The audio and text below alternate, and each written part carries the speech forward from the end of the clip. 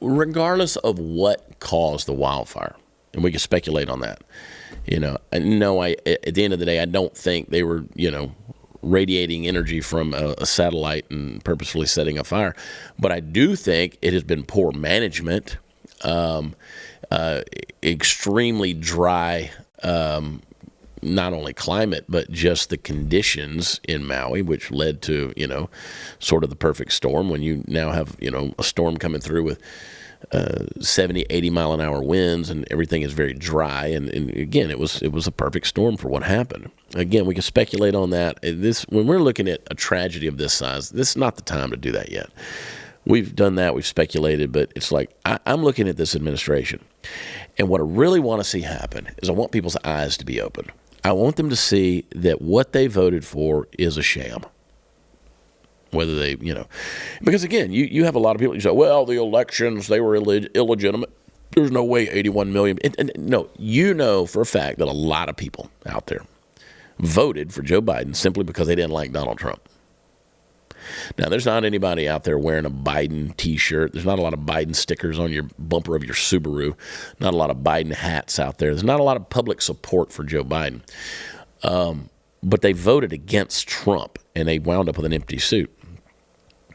Now they could look at it and say, hey, there were a lot of conditions that led to a very dangerous situation and circumstance that ultimately led to a wildfire that has now, led to not only well over 100 confirmed deaths, but 800 and something people missing.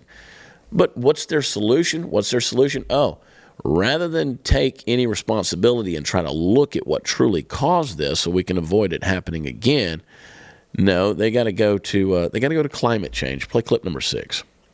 So just to be clear, when you're talking about global warming, are you saying that climate change amplified the cost of human error? Yes, it did. There's always going to be incredible things that people do to save lives, from the firefighters, from citizens, and there's always going to be decisions that are made that I'm sure aren't perfect in the moment.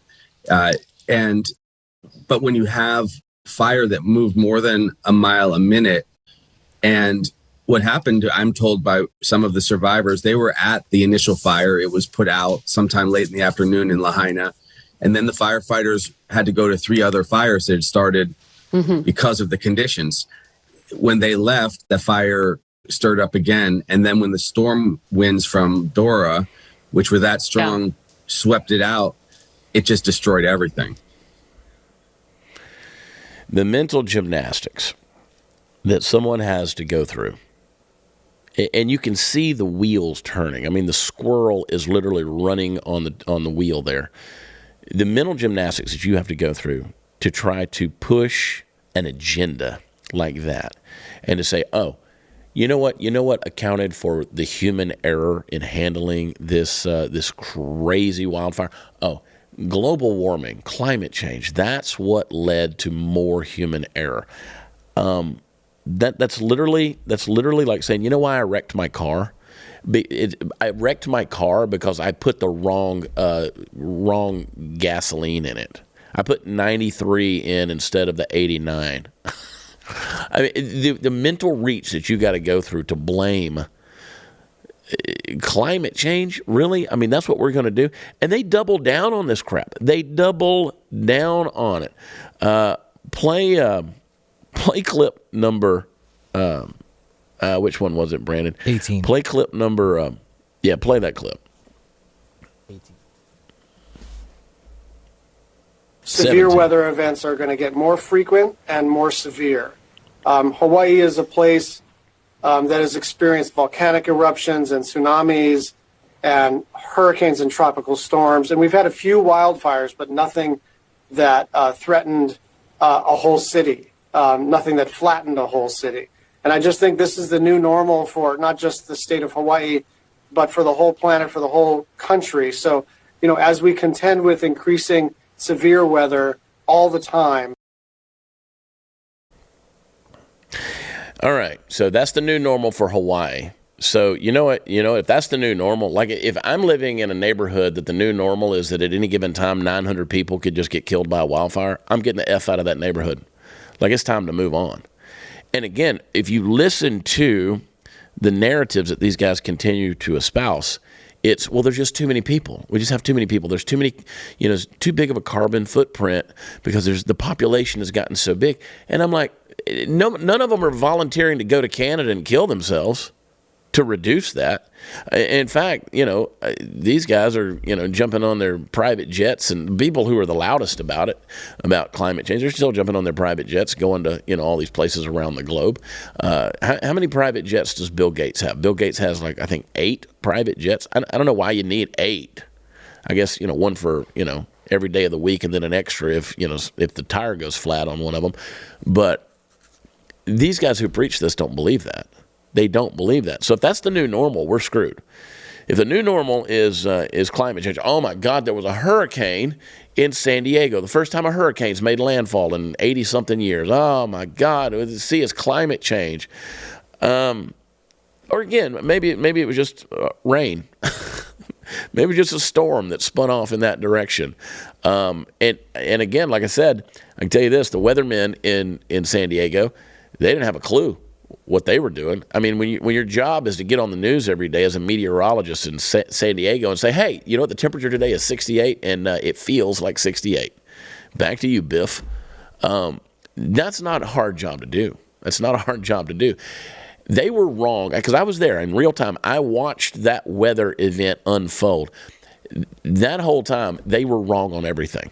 The hurricane and the storm were supposed to hit Sunday morning, about 3:30 in the morning.